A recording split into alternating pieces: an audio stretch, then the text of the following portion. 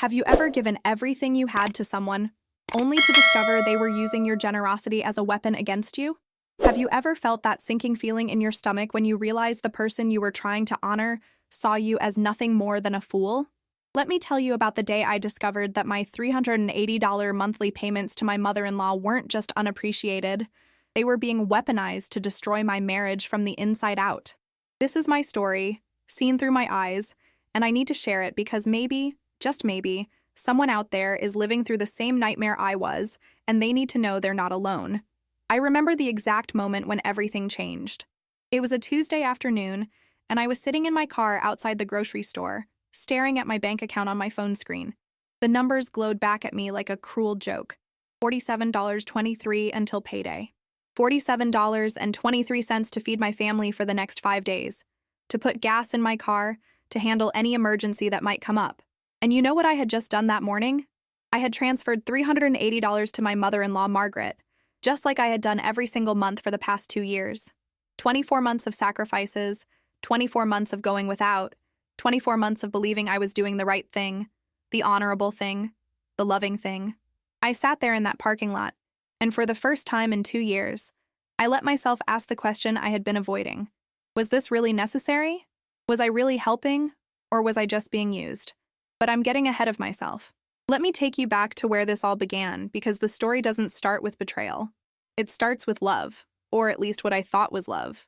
It starts with me trying to be the perfect wife, the perfect daughter-in-law, the perfect woman who could somehow hold everyone together and make everyone happy. It starts with my husband, David, sitting across from me at our kitchen table 3 years ago, his eyes filled with concern, his voice soft and pleading. He had just received a call from his mother. She was crying, he said. She was struggling financially, he explained. Her Social Security wasn't enough to cover her expenses, and she was worried about losing her apartment. David looked at me with those puppy dog eyes that I had fallen in love with 7 years earlier, and he asked me the question that would change everything. Could we help her? Could we send her some money each month just to help her get by, just to make sure she was okay? And I, sitting there in my comfortable home, with my decent job and my loving husband, I felt my heart swell with compassion. Of course we could help. Of course we should help. This was David's mother, the woman who had raised the man I loved, the woman who had given me grandchildren, their father. How could I say no? How could I be so selfish as to refuse when we had the means to help someone in need? I didn't even hesitate. I reached across the table, took David's hand, and said yes. I said yes without asking questions, without looking at our budget, without considering the long-term implications. I said yes because I wanted to be generous, because I wanted David to see me as someone who cared about his family, because I wanted to prove that I was worthy of being part of this family. I wanted Margaret to love me, to accept me, to see me as a daughter and not just the woman who married her son. God, I was so naive. I was so desperate for approval that I didn't see what was really happening. I didn't see the trap that was being set. We agreed on $380 a month. It seemed like a reasonable amount, enough to make a real difference in Margaret's life without completely destroying our own finances. Or so I thought. What I didn't account for was how that $380 would ripple through every aspect of our lives. I didn't think about the small luxuries we would have to give up, the dinners out that would become memories, the little treats for our kids that would have to wait. I didn't think about how that money represented more than just dollars and cents. It represented choices, opportunities, and a piece of our future that we were giving away. But I was determined to make it work. I started cutting corners everywhere I could. I stopped getting my hair done professionally and learned to trim it myself in the bathroom mirror. I gave up my gym membership and started running in the park instead. I meal prepped like my life depended on it, stretching every dollar at the grocery store, buying generic brands, hunting for sales like a woman possessed. I stopped buying new clothes for myself, instead shopping at thrift stores and learning to alter garments that didn't quite fit. I canceled subscriptions I had enjoyed, gave up my morning coffee runs, and said no to girls' nights out that I desperately needed. Every penny I saved went into making sure we could afford that $380 payment to Margaret. And I did it gladly, at least at first. I did it because I believed I was honoring my husband by honoring his mother. I did it because I thought this was what good wives did, what good people did. I did it because somewhere deep inside, I was still that little girl who wanted to be seen as good enough, worthy enough, loving enough. The first few months, Margaret seemed genuinely grateful. She would call David to thank him, to tell him how much the money helped, to say how blessed she was to have such a caring son and daughter-in-law. Those calls made me feel good, made me feel like the sacrifice was worth it. I would listen to David's side of the conversation, hearing him say, "You're welcome," and "We're happy to help." And I would feel this warm glow of satisfaction. I was making a difference. I was being useful. I was earning my place in this family. But as the months went on, something shifted. The thank you calls became less frequent, then stopped altogether. The $300 became expected, assumed, an entitlement rather than a gift. And I started noticing things, little things that didn't quite add up. Margaret would mention going out to lunch with her friends, getting her nails done, buying new decorations for her apartment. Meanwhile, I was wearing shoes with holes in them and stretching a chicken across 4 meals. I remember one particular moment that should have been my wake-up call, but I ignored it like I had ignored so many other warning signs. It was Thanksgiving, about a year into our arrangement. We were all gathered at Margaret's apartment for dinner, and she was showing off her newly redecorated living room. New curtains, new throw pillows, a new coffee table that must have cost at least $300. I stood there holding a casserole dish I had brought, wearing a dress I had owned for 5 years, and I felt this strange disconnect. This woman who supposedly couldn't make ends meet had just spent what looked like $1,000 on home decor. But when I gently mentioned it to David later that night, he defended her. "She deserves nice things," he said. "She's worked hard her whole life," he explained. "That money we send her is meant to improve her quality of life," he reminded me. And I nodded, pushing down the uncomfortable feeling in my gut, telling myself I was being petty and jealous. I was not being a good daughter-in-law by questioning her spending. I was not being supportive. I needed to be better, more understanding, more generous. So I kept quiet, kept sending the money, kept sacrificing. Have you ever felt like you're working so hard to be good enough for someone who will never truly appreciate you? Comment below if you've experienced this, because I need to know I'm not alone in this feeling. The second year was harder than the first. The novelty of helping had worn off, and the reality of our financial situation was becoming impossible to ignore. David and I started arguing about money, something we had never really done before. We couldn't agree on a budget, because every time I tried to suggest we needed to cut back or reevaluate our commitment to Margaret, David would get defensive. He would accuse me of not caring about his family, of being selfish, of trying to abandon his mother when she needed us most. These arguments left me feeling hollow and misunderstood. I wasn't trying to abandon anyone. I was just trying to survive, to make sure our own family was taken care of first. But David couldn't see it that way, or maybe he didn't want to see it that way. His mother had always been a central figure in his life, perhaps too central, and the idea of disappointing her was more than he could bear. I started to understand that this wasn't really about the money at all. It was about control, about loyalty, about who came first in David's life, and I was slowly, painfully realizing that I was not the priority I had believed myself to be. The financial strain was taking its toll on more than just our bank account. I was exhausted all the time, working extra hours when I could, taking on freelance projects in the evenings, doing everything in my power to make up for that $380 hole in our budget. I was running on fumes, fueled by coffee and determination, and a stubborn refusal to admit that this arrangement was breaking me.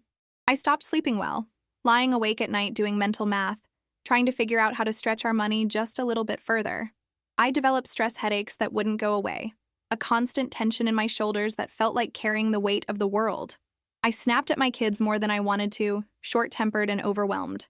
I was becoming someone I didn't recognize, someone bitter and resentful, and I hated it.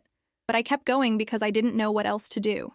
Meanwhile, my relationship with Margaret was becoming increasingly strained, though I couldn't quite put my finger on why. She was never outright rude to me, but there was a coldness in her interactions, a dismissiveness that made me feel small. When we visited, she would talk to David like I wasn't in the room. She would make little comments that seemed innocent on the surface, but left me feeling criticized and inadequate. She would talk about David's ex-girlfriend, mentioning how accomplished she was, how she had really understood the family, how she had always known how to dress appropriately. The implication was clear. I was a disappointment, a poor substitute for the daughter-in-law she had really wanted. I tried to brush it off, tried to be the bigger person, tried to win her over with kindness and patience. I would bring her favorite foods when we visited, remember her birthday with thoughtful gifts I couldn't really afford, compliment her constantly, laugh at her jokes even when they were at my expense. I bent over backward trying to earn her approval, her love, her respect, but nothing I did was ever enough. She would accept my gifts with a tight smile and a comment about how she hoped I hadn't spent too much, implying that I couldn't really afford to be generous. She would eat the food I brought, but mention that her friend Martha made a better version. She would thank me for remembering her birthday, but point out that David's ex used to throw elaborate parties for her. Every interaction left me feeling deflated and worthless. But I kept trying because I didn't know how to stop. I didn't know how to admit that I was fighting a losing battle, that some people simply won't love you no matter how hard you try. Then came the comments about my appearance. Margaret started making observations about my weight, about my clothes, about my hair. She would say things like, "Are you feeling okay, dear? You look tired," or "Is that a new outfit? It's very casual," or "Have you thought about updating your hairstyle? Something more modern might suit you." Each comment was delivered with a concerned expression and a sweet tone, but they landed like tiny daggers. I started to feel self-conscious in her presence, constantly aware of every flaw, every imperfection, every way in which I didn't measure up. I would spend hours getting ready before we visited her, trying on multiple outfits, fixing my makeup, attempting to make myself presentable enough to avoid criticism. It was exhausting and demoralizing, and deep down, I knew it was wrong. I knew that a mother-in-law who truly cared about me wouldn't make me feel this way.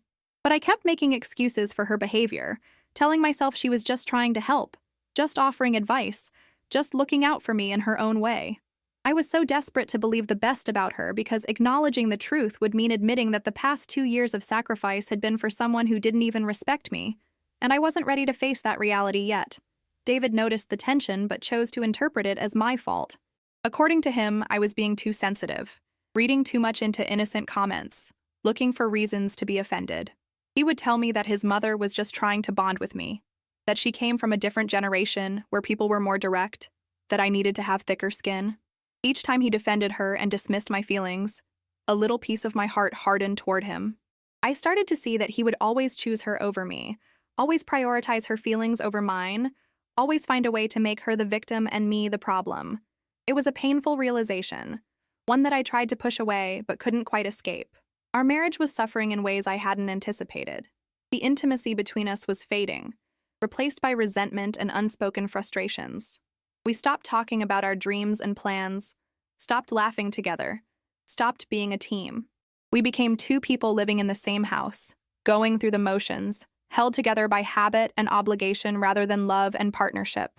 I missed the man I had married, the man who used to look at me like I was the most important person in his world.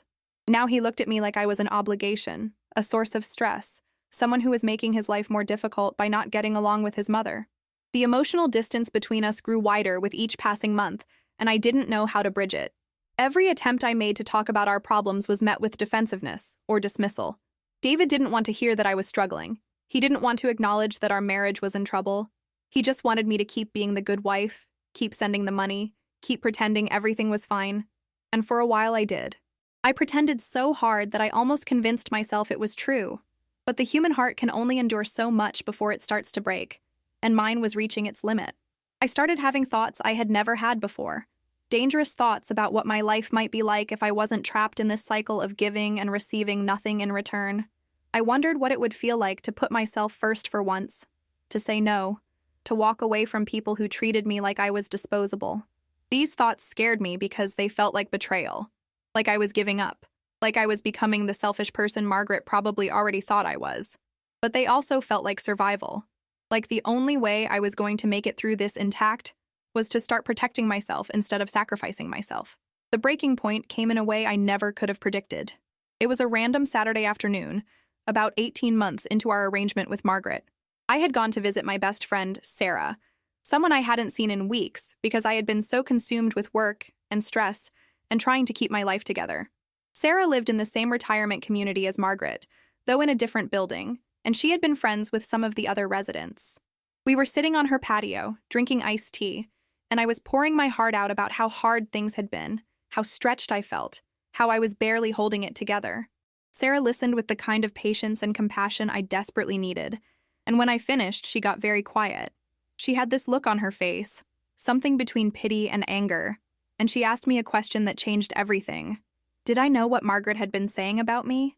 My blood ran cold. "What do you mean?" I asked, my voice barely above a whisper. Sarah hesitated, clearly uncomfortable, but she knew I needed to hear the truth. She told me that Margaret had been talking to the other residents about me, about how I was controlling, how I was trying to isolate David from his family, how I was cheap and selfish despite having a good job. According to Sarah, Margaret had painted me as the villain in her story, the ungrateful daughter-in-law who resented helping her elderly mother-in-law, who made David's life miserable, who wasn't good enough for him. And here's the part that made my stomach turn. Margaret had been bragging about the $380 she received every month, but not as help for her necessities. No, she talked about it as money she had manipulated out of us, as proof that she still controlled her son, as evidence that I couldn't really take him away from her. She had been using my generosity as a trophy, a symbol of her power over our marriage, a weapon to prove to her friends that she was still the most important woman in David's life. I sat there on Sarah's patio, the ice in my tea melting, the world tilting on its axis, and I felt something inside me shatter. All of this time, all of this sacrifice, all of these months of going without and working myself to exhaustion and trying so hard to be good enough, it had all been a game to her. I wasn't helping someone in need. I was funding someone's ego trip. I was paying for the privilege of being insulted, diminished, and slandered to anyone who would listen. The betrayal was so profound, so complete, that I couldn't speak. I couldn't cry. I couldn't do anything but sit there and feel the weight of my own stupidity crushing me. How had I not seen this? How had I been so blind? Sarah reached across the table and took my hand, and that simple gesture of kindness broke through my shock. I started to cry. Really cry. The kind of deep, body-shaking sobs that come from a place of profound hurt. I cried for all the sacrifices I had made for someone who saw them as nothing more than her due. I cried for the marriage I thought I had, the partnership that was supposed to be built on trust and mutual respect. I cried for the woman I used to be before I started shrinking myself to fit into spaces where I was never truly welcome. Sarah let me cry, didn't try to fix it or minimize it, just sat with me in my pain. When I finally calmed down enough to speak, I asked her how long this had been going on. She said months, maybe longer. She had only found out recently because one of the other residents, someone who knew Sarah and I were friends, had felt it was wrong and wanted me to know the truth. I asked if there was more, if there were other things Margaret had said. Sarah hesitated again, then told me that Margaret had also been telling people that the money we sent her wasn't enough, that she deserved more, that a real son would give her whatever she needed without his wife's permission. She had been planting seeds of dissatisfaction, trying to create a wedge between David and me, trying to convince him that I was the obstacle to his being a good son. It was all so calculated, so intentional, so cruel. This wasn't just a misunderstanding or a personality conflict. This was emotional manipulation on a scale I hadn't imagined possible. Margaret didn't just dislike me. She was actively trying to destroy my marriage, to turn my husband against me, to prove that she would always come first in his life. And the most painful part? She had been succeeding. David had been defending her, dismissing my concerns, making me feel like I was the problem. How much of that was his own doing? And how much was the result of her poison being dripped into his ear during their private phone calls? I drove home from Sarah's house in a daze, my mind racing with questions and realizations and plans. I knew I had to confront this, had to address it head on, but I also knew it would potentially cost me everything. If I told David what I had learned and he didn't believe me, if he chose his mother over the truth, then my marriage was over. But if I said nothing, if I continued to let this happen, then my marriage was over anyway, just a slower, more painful death. I had to find out where my husband's loyalty truly lay, even though I was terrified of the answer. When I got home, David was in the living room watching television, completely oblivious to the fact that my entire world had just been turned upside down. I stood in the doorway watching him, this man I had loved for so long, and I wondered if I ever really knew him at all. Did he know what his mother was doing? Was he complicit in it? Or was he just another one of her victims, manipulated into believing her version of reality? I needed to find out, but I also needed to be smart about it. I couldn't just come in hot with accusations and expect him to immediately see the truth. Margaret had been conditioning him for years, probably his whole life, to prioritize her needs and feelings above everything else. I was fighting against decades of programming, and I needed to approach this carefully. I spent the next few days gathering myself, thinking through what I wanted to say and how I wanted to say it. I talked to Sarah again, asked if she could get more specific information, maybe even written proof if any existed in the form of text messages or social media posts. She promised to try, to discreetly ask around and see what she could find. Meanwhile, I started paying closer attention to David's interactions with his mother, listening to their phone calls when I could, watching the way he responded to her demands. What I discovered was even more disheartening than I had feared. Margaret called David almost every day, sometimes multiple times a day. These weren't quick check-ins or brief conversations. They were long, involved discussions where she would unload all of her complaints, her needs, her opinions about how David should be living his life, and he listened to all of it, absorbed all of it, let it shape his perception of reality. I heard her criticize me on these calls, subtle digs that David didn't challenge. I heard her complain about not having enough money while simultaneously talking about her plans to redecorate again or take a trip with her friends. I heard her play the victim, talking about how hard her life was, how she sacrificed everything for David when he was growing up, how she deserved to be taken care of now. And I heard David reassure her, promise her that he would always take care of her, tell her that she was his priority. Each conversation was like a knife to my heart, confirming what I already suspected. In the hierarchy of David's life, I was not at the top. His mother was, had always been, and maybe always would be. I started to understand that this wasn't just about the money or even about Margaret's manipulation. This was about a fundamental dynamic in my marriage that I had been naive enough to overlook. David had never really left home, never fully separated from his mother, never established the kind of boundaries that a healthy adult relationship requires. He was still, in many ways, a little boy seeking his mother's approval, willing to sacrifice anything and anyone to get it. This realization was devastating because it meant the problem was bigger than I had thought. It wasn't just about stopping the money or confronting Margaret's lies.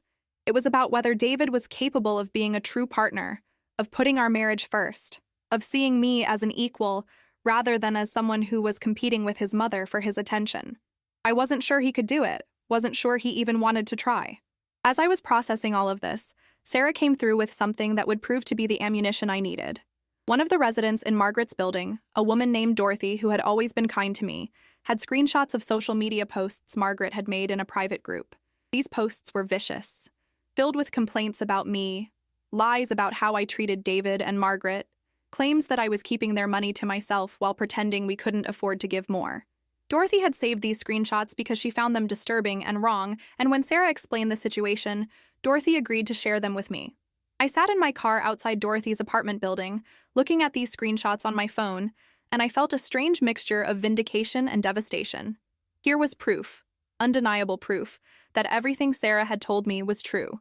Margaret had been waging a campaign against me, turning me into a villain in her narrative, all while accepting my money and pretending to be grateful. The level of deception was staggering, but now I had evidence and I knew I had to use it. I couldn't let this continue. Couldn't keep living this lie. Couldn't keep sacrificing myself for someone who was actively trying to destroy me. It was time to have the conversation I had been dreading, the conversation that would determine the future of my marriage. Have you ever had to choose between exposing the truth and protecting your peace? Sometimes the hardest thing is knowing that speaking up might cost you everything, but staying silent will definitely destroy you. If you've been there, let me know in the comments. I chose a quiet evening when I knew we would have time to talk without interruptions. I made David's favorite dinner, not because I was trying to butter him up, but because I needed to approach this from a place of love rather than anger. I needed him to see that I was doing this for us, for our marriage, not because I wanted to attack his mother or cause drama. We ate in relative silence, the tension between us palpable even though he didn't yet know what was coming. After dinner, I asked him to sit with me in the living room. I had my phone in my hand, the screenshots ready, my heart pounding so hard I thought it might burst out of my chest. I started by telling him that I loved him, that I had always tried to be supportive of his family, that I had genuinely wanted to help his mother. I needed him to understand that this wasn't coming from a place of jealousy or resentment, but from a place of hurt and betrayal. Then I told him what I had learned from Sarah, watching his face carefully as I spoke. At first, he was defensive, immediately jumping to his mother's defense, saying that Sarah must have been mistaken, that people gossip and exaggerate, that his mother would never do something like that. I had expected this reaction, had prepared myself for it, but it still stung. Even faced with the possibility that I had been wronged, his first instinct was to protect his mother and doubt me, so I showed him the screenshots. I watched the color drain from his face as he read through them, watched his expression change from disbelief to shock, to something that might have been anger or might have been shame. He read each one carefully, his hands shaking slightly, his breathing becoming more shallow. These weren't vague complaints or misunderstandings. These were deliberate lies, cruel characterizations, intentional attempts to paint me as a monster. There was no way to explain them away, no way to pretend they meant something other than what they clearly meant. When he finished reading, he just sat there in silence for what felt like an eternity. I didn't say anything, didn't push, just waited for him to process what he had seen. I could see the internal struggle playing out on his face, the cognitive dissonance of reconciling the mother he thought he knew with the evidence of her cruelty. Finally, he looked up at me, and I saw something in his eyes I had never seen before.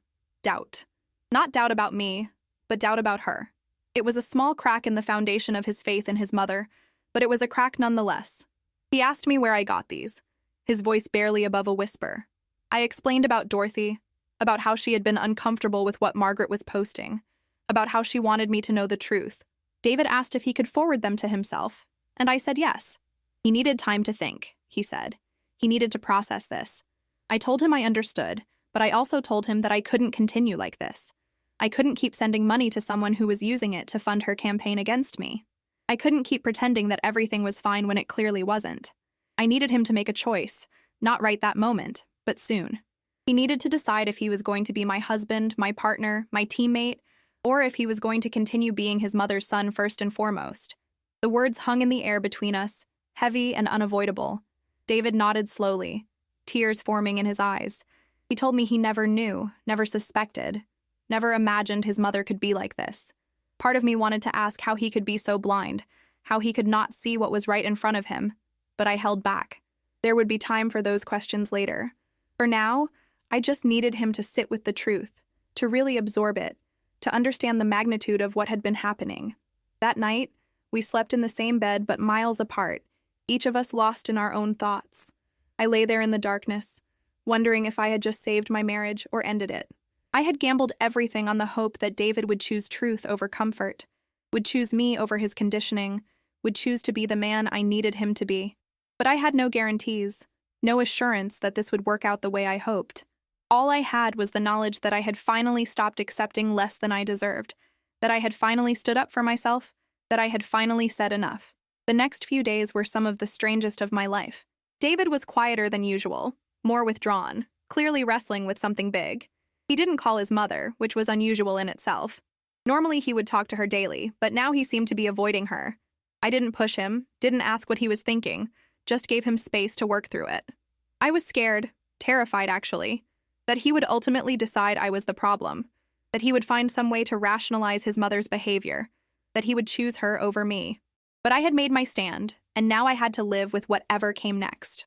On the third day after our conversation, David came to me with his phone in his hand. He had called his mother, he said, and confronted her about the posts. At first, she denied everything, claimed the screenshots were fake, accused me of making it all up to turn him against her. But David had pressed her, told her he had seen the proof with his own eyes, demanded an explanation.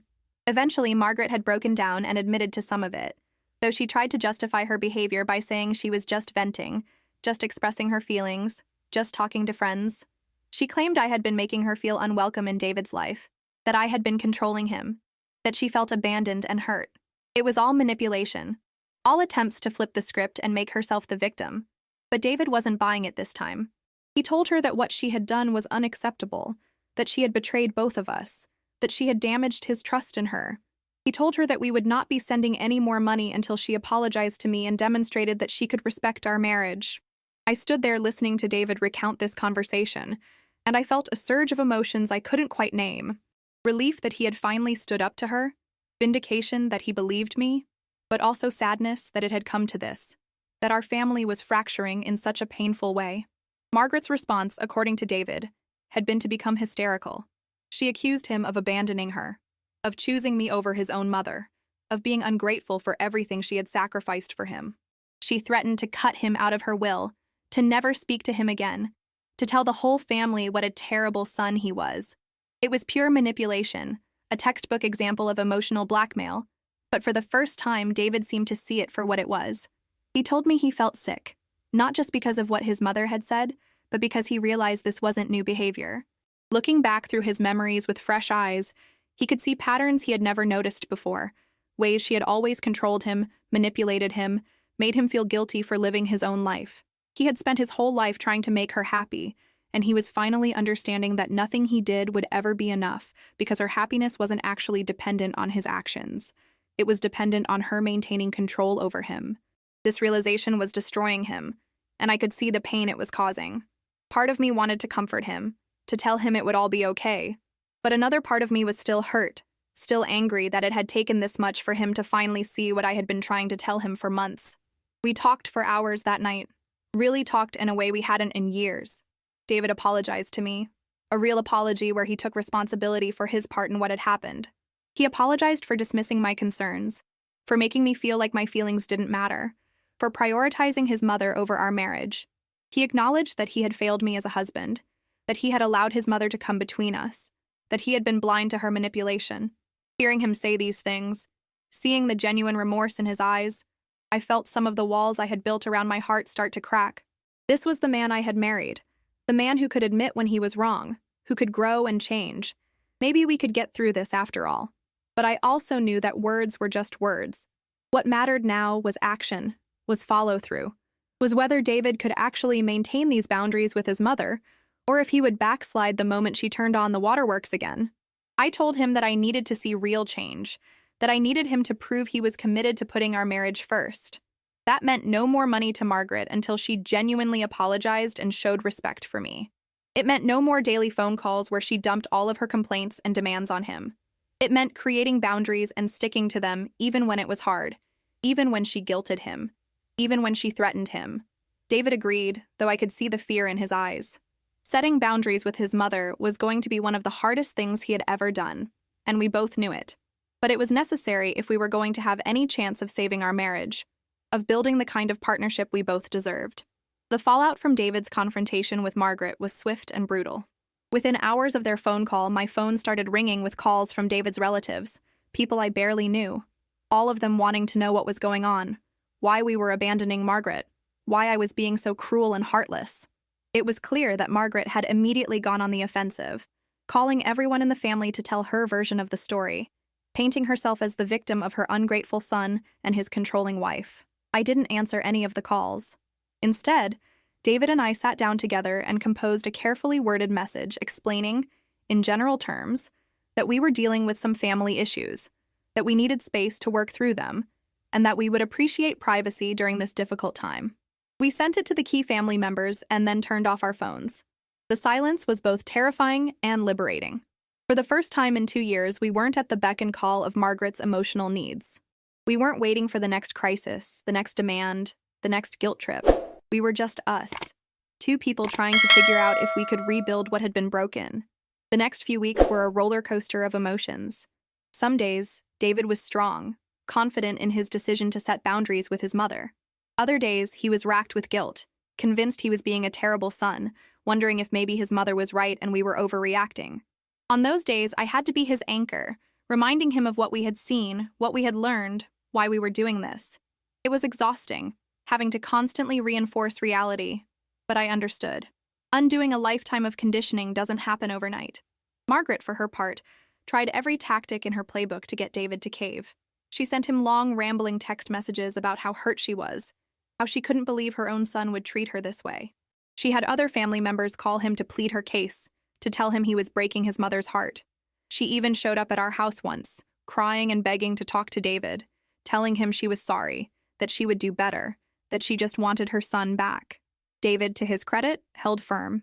He told her that he loved her but that things needed to change. He told her that she needed to apologize to me. Not just a fake apology to get what she wanted, but a real one where she took responsibility for what she had done. He told her that we were not going to resume sending money until we saw genuine change in how she treated both of us. Margaret's response was to become even more manipulative. She claimed she was going to be evicted from her apartment because we had cut off her funding. David, worried, actually called her landlord to check, only to find out that her rent was current and there was no eviction in process. It was all a lie, another manipulation to get us to cave. When David confronted her about this, she claimed it was a misunderstanding, that she had been confused, that she was just so stressed she didn't know what she was saying.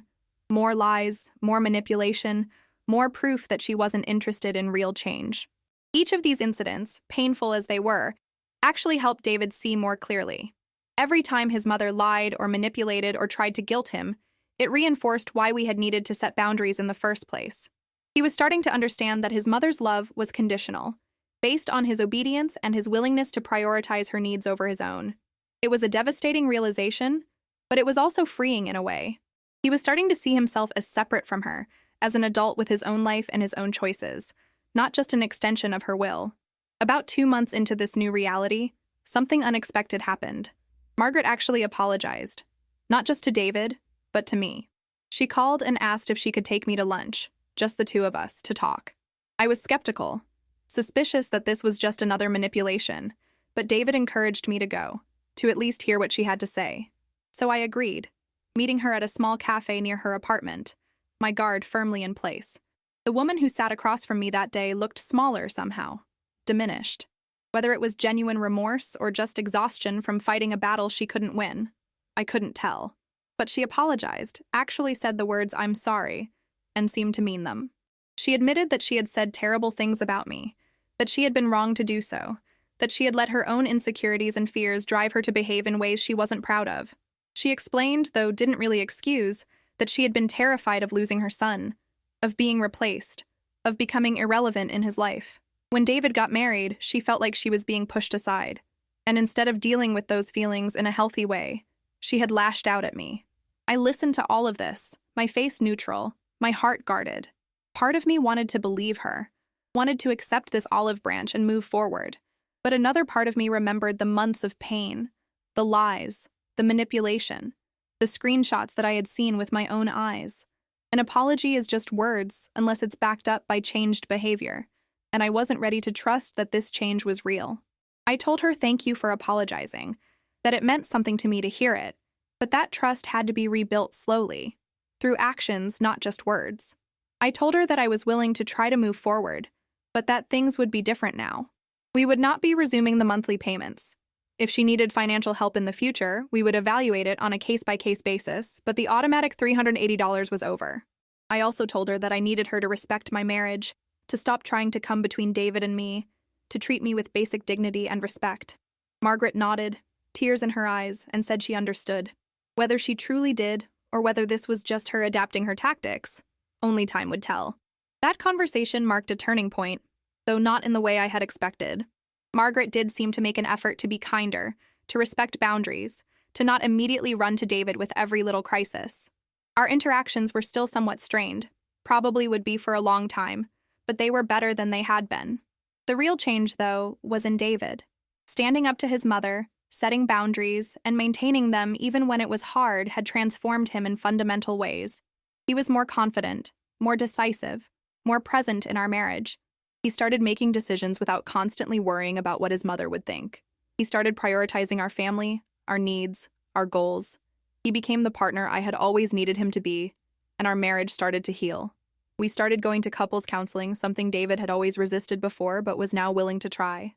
Our therapist helped us work through the resentment and hurt that had built up over the past 2 years, helped us learn to communicate better, helped us understand the dynamics that had allowed this situation to develop in the first place. Therapy was hard work, forcing us to confront uncomfortable truths about ourselves and our relationship, but it was worth it. We were rebuilding our marriage on a stronger foundation, one based on mutual respect, clear boundaries, and genuine partnership. As for the money, stopping those monthly payments to Margaret had an immediate and significant impact on our financial situation. Suddenly, we had breathing room in our budget. We paid off some debts that had been weighing on us. We started saving for things we actually wanted, instead of just trying to survive month to month. I started being able to buy myself things I needed without guilt. Started being able to take the kids out for treats. Started feeling like I could breathe again financially. The relief was immense, and it made me realize just how much that $380 had been costing us, not just in dollars, but in stress and quality of life. Looking back now, I can see how naive I was at the beginning of this story. I thought that generosity alone could win love and acceptance. I thought that if I sacrificed enough, gave enough, tried hard enough, I could make Margaret love me and make David see me as worthy. But I learned that you can't buy love, and you can't earn acceptance from someone who has decided not to give it. I learned that some people will take everything you offer and still want more, will use your kindness as a weapon against you, will never be satisfied no matter what you do. More importantly, I learned that I deserved better. I deserved a husband who put our marriage first. I deserved to be treated with respect and dignity. I deserved to have my feelings validated instead of dismissed. And I deserved to not have to sacrifice my own well-being to prove my worth to someone who had already decided I wasn't good enough. Standing up for myself was the hardest thing I've ever done, and there were moments when I wasn't sure I would survive it. But I did survive, and I came out stronger on the other side. My marriage isn't perfect now. No marriage is. But it's healthier, more balanced, more grounded in reality than it ever was before. David and I are partners now in a way we never were, when his mother's needs were always taking priority. We're building a life together that's ours, not dictated by someone else's expectations or manipulations. As for Margaret, our relationship is cordial but distant. I don't hate her. I've actually come to pity her. She's a lonely woman who was so afraid of losing her son that she almost pushed him away permanently. She's someone who never learned that love is about letting go, not holding on tighter. I hope she finds peace, but I'm no longer willing to sacrifice my own peace to give her temporary comfort. The 380 monthly payments are long gone, a relic of a version of myself that I've outgrown. That money was never really about helping someone in need. It was about control, about power, about a mother who couldn't let her son grow up, and a wife who was willing to shrink herself to fit into spaces where she didn't belong. I'm done shrinking. I'm done sacrificing. I'm done trying to earn love from people who aren't capable of giving it freely. If you're reading this and you see yourself in my story, if you're caught in a cycle of giving to someone who only takes, if you're bending over backward for someone who sees your kindness as weakness, please hear me when I say this. You deserve better. You deserve to be loved for who you are, not for what you can provide. You deserve to have boundaries respected, not trampled. You deserve to live a life that honors your own needs and values, not just everyone else's. It's not selfish to stand up for yourself. It's not cruel to set boundaries. It's not wrong to expect the people in your life to treat you with basic respect and dignity. And it's not your job to fix people who don't want to change or to sacrifice yourself on the altar of someone else's dysfunction. I thought I was honoring my husband by sending his mother $380 monthly. I was wrong. Honor isn't about blind obedience or endless sacrifice. Honor is about truth, about integrity, about treating people with respect while also respecting yourself. Real honor would have been having an honest conversation from the beginning about what was sustainable, what was fair, what was healthy for everyone involved. Real honor would have been refusing to participate in a dynamic that was hurting my marriage and enabling dysfunction. I know now that the most important person I need to honor is myself. Because if I don't value myself, if I don't protect myself, if I don't stand up for myself, how can I expect anyone else to? This story has been hard to share, exposing vulnerabilities and admitting to mistakes I made along the way. But I'm sharing it because I know I'm not alone in this experience. So many people, especially women, are taught that selflessness is a virtue, that sacrifice is love, that putting everyone else first is what makes us good people. But there's a difference between being generous and being a doormat, between being loving and being used. I've learned to tell the difference finally, and it's changed my life. If this story resonated with you, if you've been through something similar or if you're going through it right now, please leave a comment below. Share your experience, your struggles, your victories. Let's support each other in this journey of learning to value ourselves as much as we value others. And if you found this story helpful or meaningful, please hit that like button. It really does help this channel reach more people who might need to hear this message. Subscribe to Through My Eyes for more real stories from real people navigating the complicated relationships and difficult situations that make up our lives. Turn on notifications so you don't miss the next story. Remember, you're not alone in your struggles, and you're stronger than you think. Thank you for listening to my story, for walking through this journey with me, for allowing me to be vulnerable with you. It means more than you know. Until next time, take care of yourself, stand up for yourself, and never let anyone make you feel small. You deserve so much better than that.